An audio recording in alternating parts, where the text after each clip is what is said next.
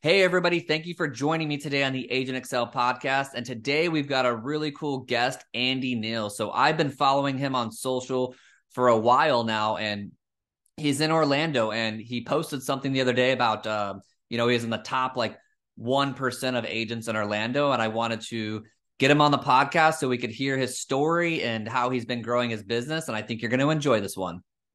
So Andy Neal, how you doing, man? I'm doing well, Chris. How are you? I'm doing good. Hey, so I wanted to bring you on the pod today because I've just seen you on social media and stuff, and I just see obviously you own your own brokerage, and I like to meet people who are doing different styles of business. That's always intrigued me, right? And Yeah. then I saw you post the other day, and you're like at the top of your game in Orlando. So I Right. mean, obviously the first thing I think of now as realtor in Orlando is Andy Neal. So thought I'd have you on and we'd have a conversation. So can you give me a just like a little backstory, where you're Sure. from, how you got into real estate, and more importantly, why you got into real estate? Well, yeah, sure. So I'm Andy. I'm from the UK, just outside London. How I got into real estate? I had no intention of getting into real estate. I was selling men's suits in a clothing shop, and this guy come in one day and said, "I want to buy a couple of suits." I was like, "Yeah, no worries." So I spent some time. I spent about an hour with this guy. Wasn't going to have much commission. It's like $5, I think, on the sale. So, but I just enjoyed my job. That's what I do.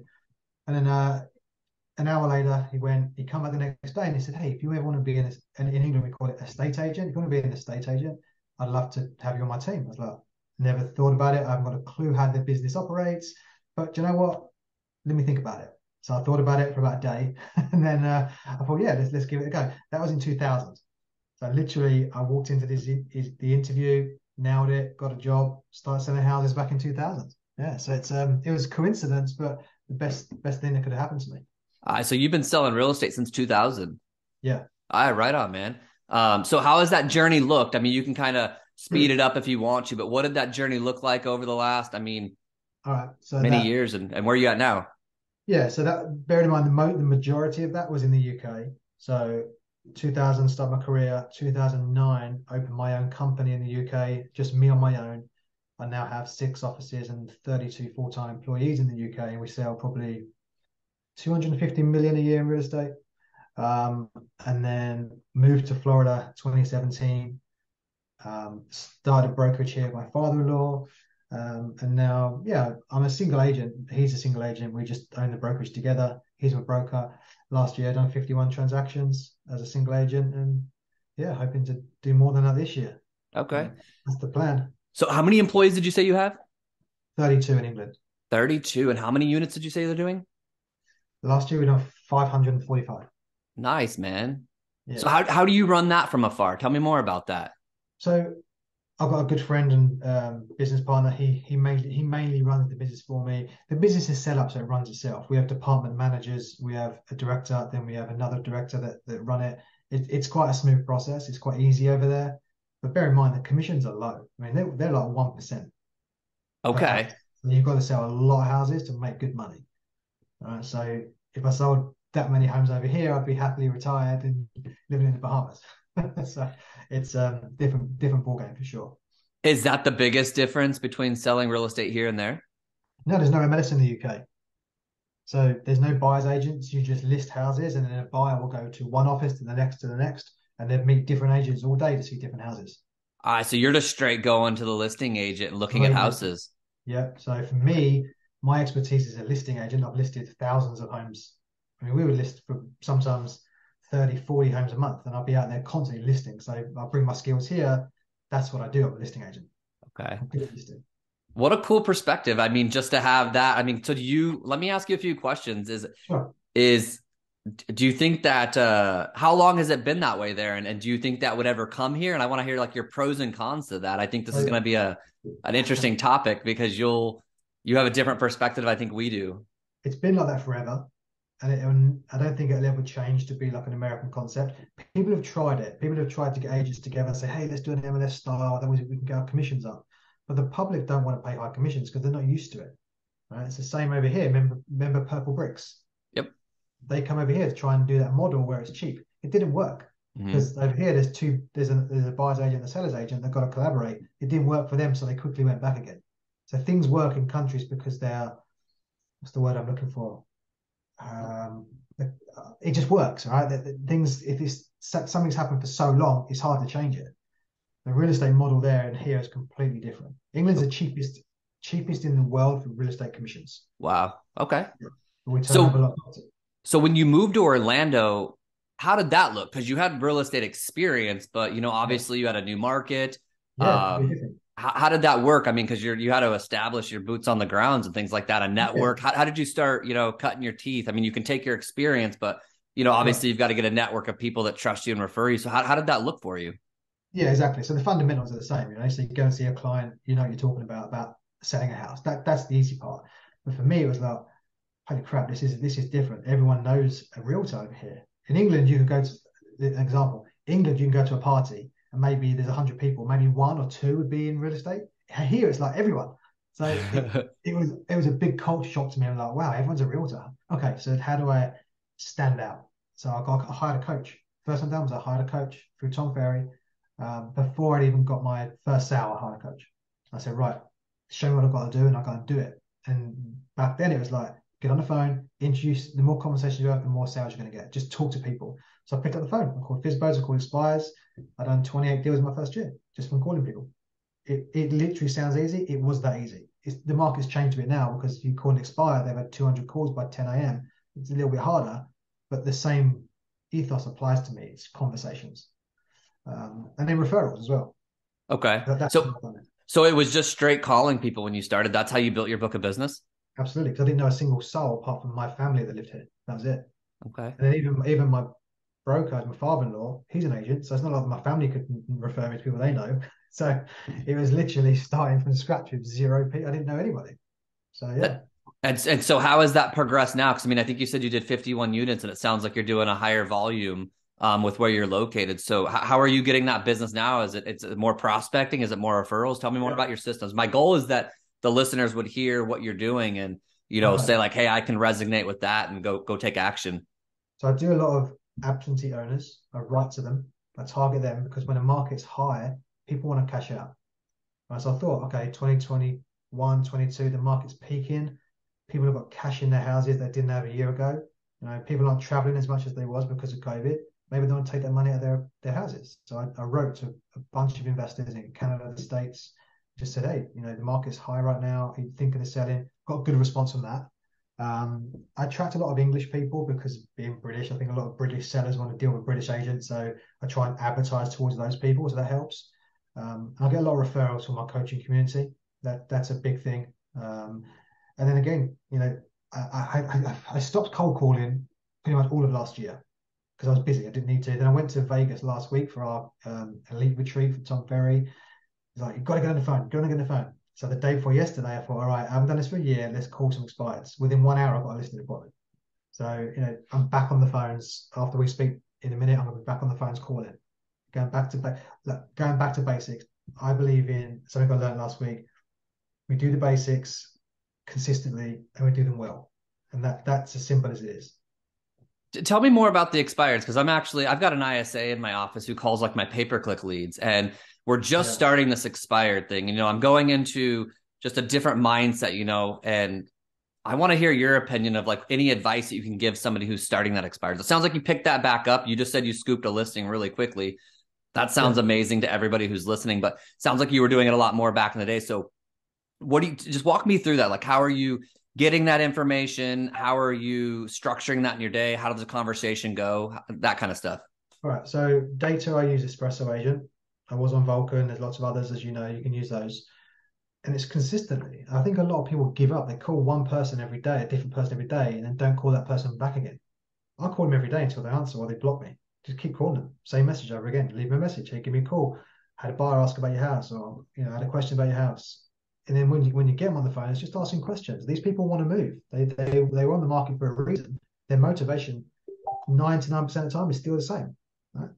It expired, had a bad experience with an agent, and we're just there to pick up the pieces and give them a better experience than what they had before. And it's hard. Don't get me wrong, because as soon as you pick up the phone and they answer, and you say you're an agent, they hang up or they don't want to speak to you or they're aggressive. So it's just keeping your composure and giving them some value. That it's hard, but it does work, and it sounds simple. It is simple if you get into a conversation, but the hard part is getting that person to speak to you. When did so with that listing that you just got, what was the situation with that? Was it just overpriced, agent not great at what they do? What was that specific situation? Well, I'm actually going to the house tomorrow, so I've got the listing appointment booked. I've not seen the house yet, Got but it. it was bad marketing. I said to him, look, I can tell you why your house didn't sell. And he Okay. said, "Well, why?" I said, well, look, I need to see the house in person, but I've got an idea why. But let me explain that to you when I come and see you, because I've got a good idea why it didn't sell. Do you so you just said like the biggest thing is getting in the conversation, right? And Yeah. so let me ask you this. So my ISA calls and she's just, with pay per clicks, it's just a basic question, like, hey, you're on our website looking at houses. Is there any questions? Right. Very just Mhm. basic right there. And then it's let me pass you over, but not pass you, but let me get you an appointment set up with Chris Bowers, kind of Right. says my resume, gets it on the schedule, and I take the next Yep. call. Do you think that's gonna be a challenge when she's doing that same phone call? Like meaning when you get into that conversation with them, it's so hard to probably get into a conversation. Do you feel like Mhm. it's going to be hard to pass it off to somebody where you're just kind of saying, hey, this is their resume. Can I get an appointment on the calendar? Yeah, Or, I think that'd be hard. 'Cause okay. I think people want to deal with someone now and then. It's hard. Once you get expired, you've got to take your opportunity. I think if you give the opportunity up and try and get an appointment from them after that, it's tough. Okay. Because she's going to pass it to you. That's one appointment. Then you're going to try and get an appointment from them to see the house. That's two appointments. Yeah. Just getting one's hard enough. Yeah. So Okay. I think the person that's going to go and visit the house needs to be the person making those calls. Okay. Different with buyers. I have an ISA calling my buyers as well. Okay. It's different. She does that all day for me.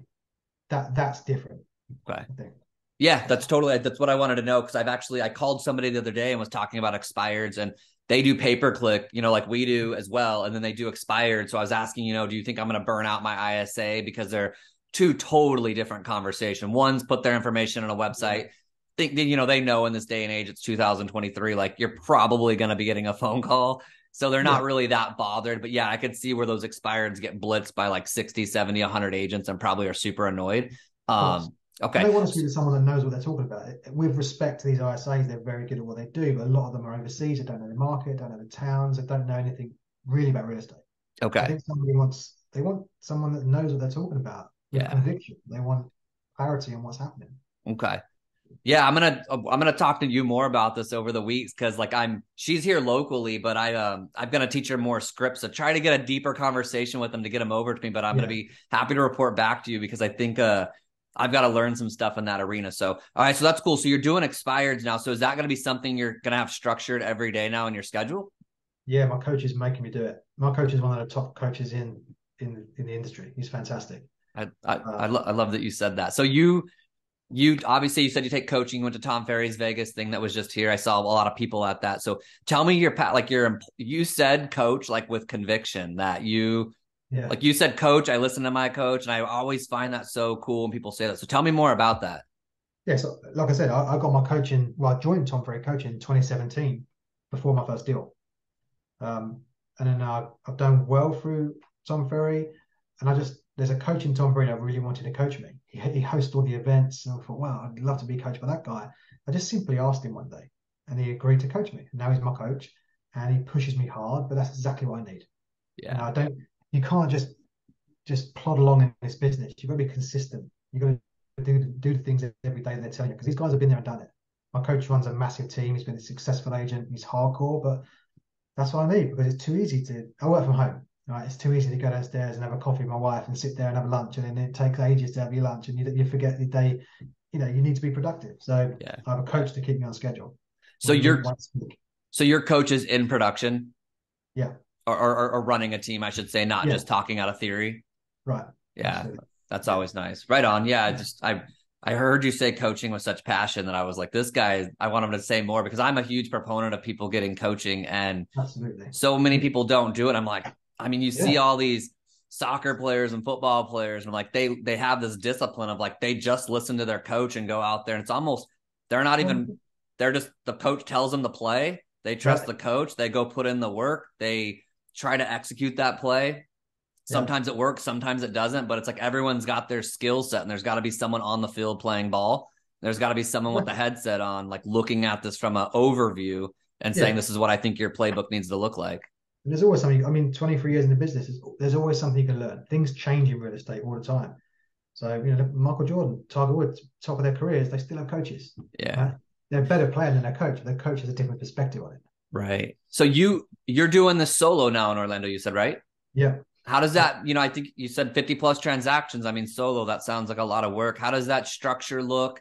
You said listing. So what's your percentage of listings versus buy? And then tell me about like a day in the life of somebody doing that much production without a lot of leverage. I have my numbers on my wall. So listings was 65% of my business last year, from those 51. But I also have to look after the English company. So a lot of my time is spent on managing that company. A lot of my time to help manage the company here because it is a brokerage. There's still a brokerage here. It's not, although it's just me, we still have a brokerage to look after. But most of my time is mornings in the office, morning doing the horrible stuff like the cold calling, the following ups, and the afternoons are my appointment times. And weekends, if I have to work weekends, then I work weekends. I like to play. I'm going to say football. I'm not using that soccer word. I like to play. I play football at the weekends, so I have to work around that. But if I have to work on a Sunday afternoon, I'll do it. Clients need you when they're available. Not they don't need us when we're available. Right. So we have to adapt and fit around those clients. So it's not a 5-day job. It's when client need me job. That's the thing. Yeah. Yeah. So so with the cadence of your day, was like, I mean, you're doing a lot of production. So like, this isn't as easy as you're making it sound. So I'm like, I mean, let's say you come in the office and you said you're doing like more of like maybe you're calling and stuff. I mean, when someone's when one of your clients is reaching out to you, are you taking that call right away? Are you very like time blocked in the day where it's like, hey, I'm going to, make that phone call later in the day after I'm done with my lead generation activities? How do you structure that? So if I'm on the dialer calling, I ignore anything that comes in because I'm using my phone to make those calls. I'm not going to stop my dial session to answer a phone call. They will. That's. I'm actually really badly with organisation. I'm terrible with my organisation. I don't time block, and I've started to now since my coach has got me into doing it. But last year I was all over the place. I mean, I just used my phone. I had a CRM, didn't use it. I had my phone, and I'm old school. I write things down on a sticky note, and I have sticky notes on my screen and stuff. Must do that, or must do that, or set myself reminders on my phone. And it got me so far, but it's not going to get me further. So now, yeah, if I'm on the phone, I don't take any other phone calls or emails or texts. I just ignore it completely. Not headphones are in, phones over there, in reaching distance because I need it, but I'm just on the dialer and I'm focused on that time. And I do an hour in the morning, an hour in the afternoon if I can, but I commit to 60 minutes a day, every day. Okay. What are you doing for your past clientele? Like, what does that look like now? Because I mean, obviously, I'm sure you're starting to get referrals now and things like that. What do you do to market to those people, stay in touch with them? What does that look like in your life? I'm really bad at that. I must admit, I'm really bad at that. So Okay. I try and do a CMA a day. Every day I try and send out a CMA to a previous client. Huh. Um, just so they can understand what's happening with their property. Yeah. For example, I sent one out to someone else. I sold them a house 2 years ago, a condo here in Windermere, near Orlando. I sent them CMA. I said, hey, just good news. Your value's gone up from what you paid for it to this. You've made 6 figures in gains in that time. Just thought I'd let you know. Let me know your thoughts. We listed the photos have been taken of that property tomorrow, and they're buying another one in the area as an investment home. They live in Texas. So they thought, you know what, if we can get that much money out of the condo and buy a townhome, that perfect. So 2 deals just from sending a simple CMA, just keeping those clients up to date, what's going on in the market. And that's Then just a goal to do that. That's a goal to do one a day. one a day. Yeah. And you can even send it to friends, family. Hey, just thought I'd send you this, give you an idea what's happening with your house in the market. You never know who's looking to move at some point. Yeah. And you know what? You can even send it to houses that you sold as a listing agent. You will, because I guarantee you, their agent, who is the buyer's agent, isn't doing it. Guarantee it. So you can send it to homes that you sold. Say, hey, I was the listing agent on your property. I thought you'd send you this just to let you know what's going on in the market. I like to keep up to date with what's going on with my previous sales. Might not call you, but some do. They go, oh wow, my agent didn't do this. So I like the simplicity of how you said that, just like one a day. I find that, talking with a lot of realtors, it's so much complexity, like they feel like they've got to do 40 of something a day to get business. And, I've kind of been the same way probably as you. I've got every quarter I print off my CRM, and I put it on my desk and I'm just like, I'm going to highlight 2 or 3 of those a day, and do something. Maybe it's just a text message. Maybe it's an email. Maybe it's, say something on social media. But it's like I just try to keep it, very calm with the pressure, but obviously with some intent that these are the people that I need to stay in conversation with, but not Yeah, making it so rigid of like, this is exactly what I got to say to these people. It's just more like, hey, look at that name and think of something, Is it more of an yeah, Instagram, Facebook? Is it write them a card? That kind of right. stuff. It's doing the basics to a high standard consistently. Yeah. I learned that last week at the event. There's a guy called Phil M. Jones, a fellow Brit. He's Yeah. a speaker, Know and he exactly what to say or say. right, Yeah. yeah, exactly what to say. I've got his book here on my desk. I met him last week at the event, and he kept saying, "We do the basics to a high level consistently with a sprinkle of magic." And that was his three. Every company he worked for, he kept saying those three words. And do you know what? It's absolutely true. And he goes back to the CMA day. It's doing the basics, consistently to a high He's standard. he's a good speaker. I went to a mastermind in Scottsdale here with probably about 25 of us. We had a private mastermind and he was our speaker. Oh, wow. And yeah, really good speaker and just, very simplistic with his message, but I think highly effective. And I Yeah. really like that book. So, Are you in coaching? do you know what? I actually just let my coach go about a week ago. Already. So Who, who I'm in the middle of interviewing right now. So that's with why I Tom kind Ferry? of, what's that? With Tom Ferry? No, I actually Or wasn't someone else? coaching with him. I had a Oh, different okay. coach, someone that just coaches probably about 30 people that I know. Yeah. And I Okay. just felt like I needed to get a different one. Yeah. So that's why I was interested in that conversation and Right. knowing now that I need to get back to, because it's been about a week or two. I need to Yeah. get back to that because it's something that's always been, they've put the pressure on me and I'm kind of that person that likes that pressure. You got to tell someone your goals and someone put pressure on Absolutely. you, or you can kind of get comfortable. And I think that's probably the worst position to get to in life is when you're comfortable. It just Yeah. never sits right with me. So I'm like, I Absolutely. got to keep pushing or I'm not feeling like I'm Yeah. alive. You got to be comfortable being uncomfortable. Yeah, no, that's totally Yeah. my style. Okay. So how are you doing all the transaction coordinating, paperwork, uploading? I mean, it's your own brokerage. So, I mean, you're reporting to yourself. So, are you actually playing the broker role in your No. company? No. So I'm a broker in the company. He's my business partner, Okay. father-in-law as well. So he's the broker. Up Okay. until December, I had a transaction coordinator. That was it. And now she had a baby. She's gone on to do something else. So now I'm just doing it myself. So I'm literally, again, this is where I'm unorganized. I have a CRM. I'm learning to upload everything into there. I'm being more consistently doing that. But that's always been my downside is my organization. So I might hire another TC depending on how busy I get. Um, we'll see. We'll see.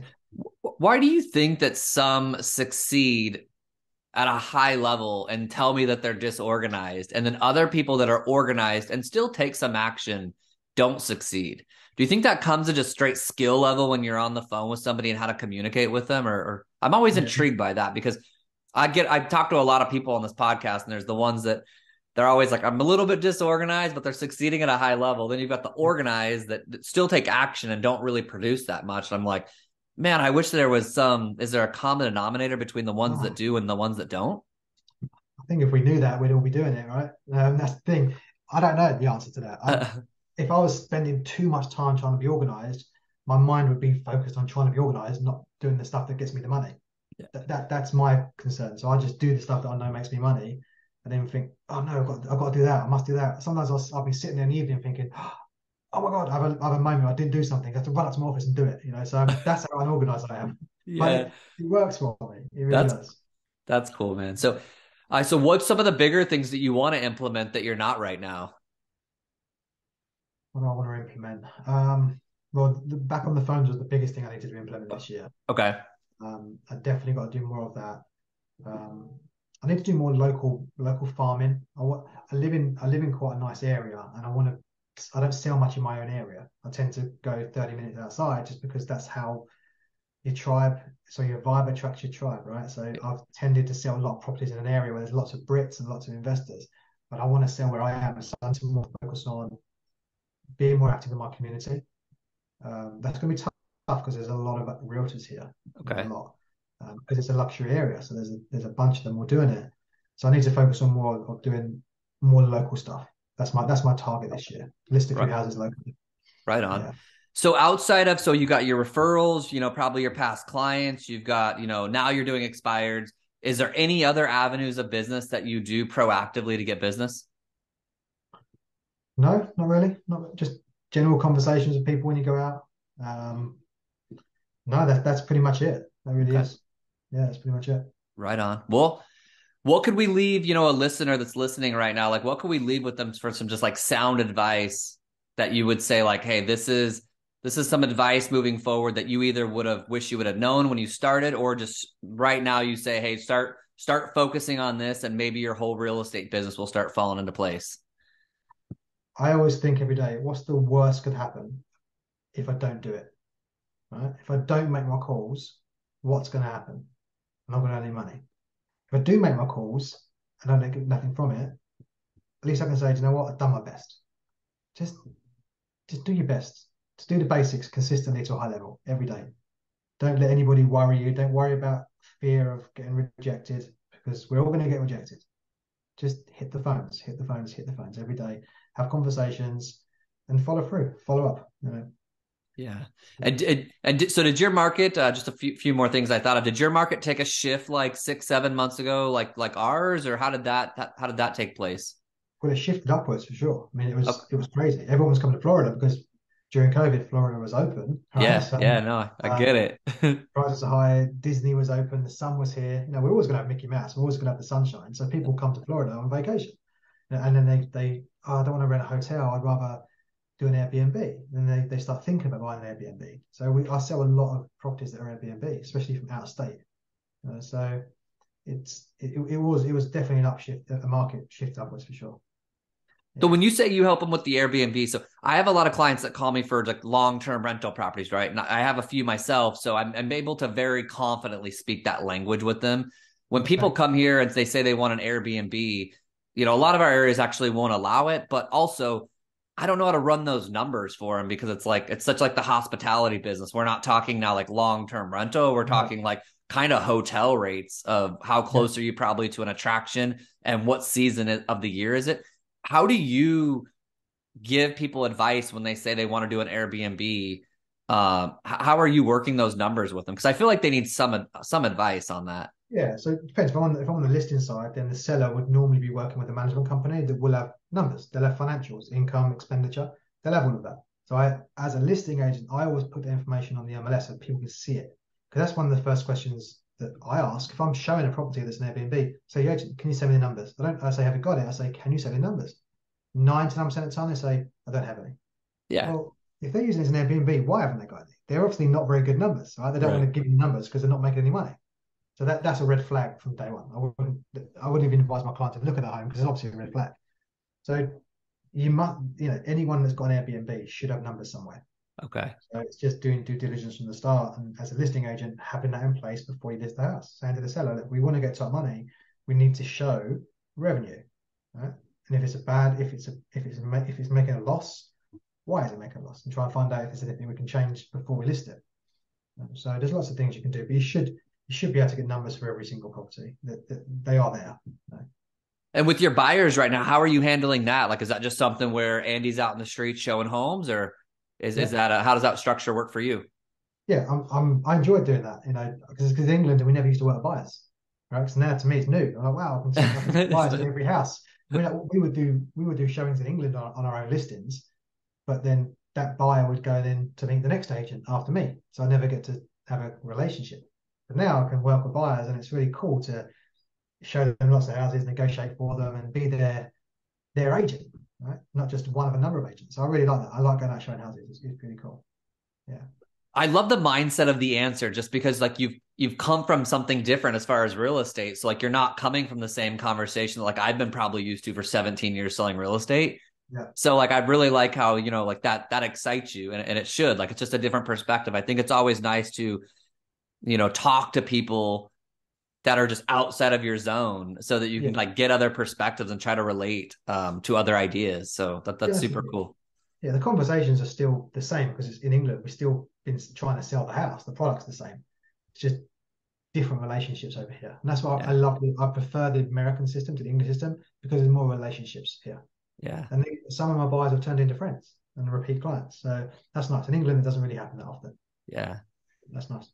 Well, right on, man. Well, I thank you so much for jumping on, man. I really wanted to. I've seen you on, social, and I see that you're running the game over there just with your numbers. And from afar, I just like what you're doing, and I'm probably going to be reaching out to you on some expired stuff because I need some Yeah, no help. So worries. if I'm you not an need expert, but I'll help where I can. if you need any help on this, then let me know. But it was really nice actually meeting you, Likewise. face to face, and thanks a lot, man. Thanks, Chris. All the Hey, best, thanks, buddy. buddy. Bye.